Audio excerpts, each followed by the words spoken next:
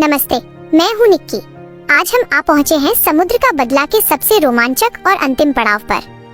अब तक आपने देखा कि कैसे विक्रम की एक गलती ने पूरे गांव को विनाश की कगार पर खड़ा कर दिया है। क्या समुद्र शांत होगा या सब कुछ जलमग्न हो जाएगा? चलिए जानते हैं इस आखिरी कड़ी में। एपिसोड 3, जल समाधि और पश्चाताप। चारों तरफ हाहाकार मचा था। समुद्र का पानी अब इंसानों के कद से ऊपर उठ चुका था। रईस व्यापारी जो नीलमणि को छीनने आए थे, लहरों के पहले ही प्रहार में अपनी नावों समेत गहरे पानी में समा गए। अब बचा था तो सिर्फ विक्रम और वो चमकती हुई श्रापित नीलमणि। विक्रम ने देखा कि उसकी बस्ती के मासूम बच्चे और बुजुर्ग छतों पर चढ़कर अपनी जान की भीख मांग रहे थे। उसे एहसास हुआ कि उसका लालच पूरे समाज की जल समाधि का कारण बन गया है। जैसे ही एक विशाल 100 फीट ऊंची लहर गांव को निगलने के लिए आगे बढ़ी, विक्रम ने एक साहसिक निर्णय लिया। वो भागने के बजाय उस नीलमणि को सीने से लगाकर वापस समुद्र की ओर दौड़ पड़ा। लहरें उसे पीछे धकेल रही थीं, मानो समुद्र उसे सजा देना चाहता हो। पानी के भीतर से वही डरावनी गूंज फिर सुनाई दी, अमानत लौटाओ अपराधी। विक्रम ने उस ऊंचे चट्टान क्लिफ पर चढ़कर नीचे उफनते भंवर में छलांग लगा दी।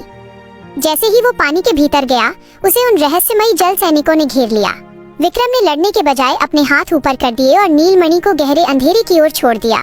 जैसे ही वो मणि अपनी मूल जगह यानी मंदिर के गर्भगृह में जाकर स्थापित हुई, एक चमत्कार हुआ। उफनता हुआ समुद्र अचानक शांत हो गया। जो लहरें तबाही मचाने वाली थीं, वे झाग बनकर पैरों में सिमट गईं।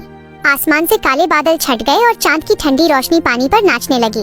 विक्रम को लहरों ने सुरक्षित किनारे पर लाकर छोड़ दिया, जैसे समुद्र ने उसे माफ कर दिया हो। अगले दिन जब सूरज उगा तो तट पर शांति थी, लेकिन वो नीलमणि और वे मंदिर हमेशा के लिए रेत के नीचे दफन हो चुके थे।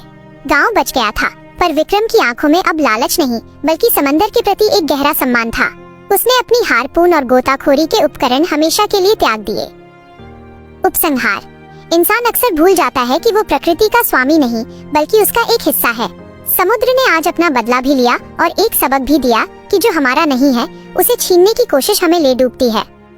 उम्मीद है आपको मेरी यह कहानी समुद्र का बदला पसंद आई होगी। मैं थी आपकी दोस्त निक्की।